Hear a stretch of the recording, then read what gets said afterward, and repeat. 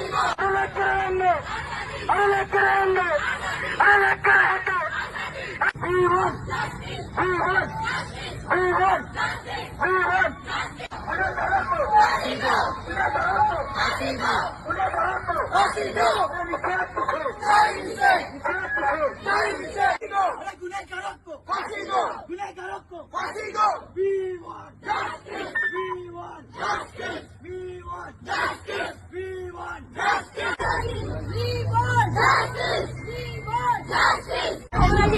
इसके ऊपर हमें कहीं ना कहीं रोक लगाना बहुत जरूरी है।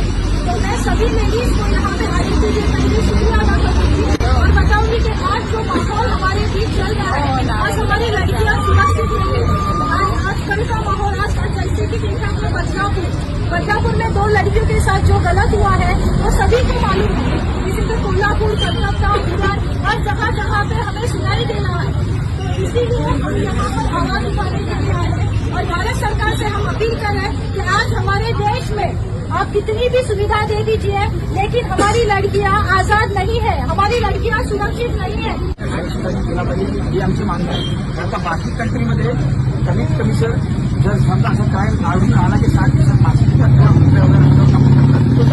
एक बातमी आहे, बलात्कार झालाय 7 वर्षाच्या मुलीच्यावर, 10 वर्षाच्या मुलीच्यावर.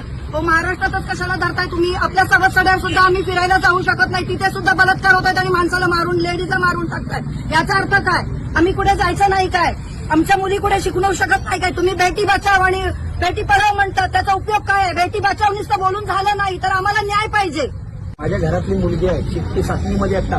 ती मला आज सकाळी बोलते की मी शाळेत जाऊ की नको जाऊ. मला भीती वाटते. म्हणजे ही भीती निर्माण करणारे जी लोक आहेत ना, त्यांना जर एखाद्याला शास अशी भेटली ना तर साहेब ही सगळं बंद होऊन जाईल. कारण का सातत्याने काय वाढत राहतं, झालं नाही. दुसऱ्या दिवशी आता कोल्हापूरचं काल झाले. ही घटना ही जी घडते, ह्या लोकांना हा जिगारा देतोय कोण? आम्ही डायरेक्ट कुठल्यावरती आरोप करत नाही. नाहीतर माझा एक मागणी अशी आहे की तो आरोपी असेल त्यांना ह्या महिलांचा हवाले करा. काहीच नाहीये. जर त्याला जाळून टाकली तर दुसरा नराधमक तयार होणार नाही.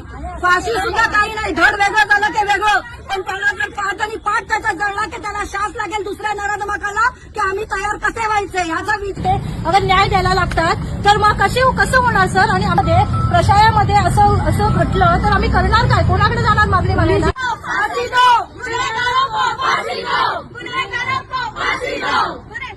जर तुम्ही तुमचं राज्य एका रात्रीत बदलू शकताय तर त्यावेळेस तुम्ही जनतेला विचारत नाही, तो तुमचा सगळा राजकारणाचा विषय असतो.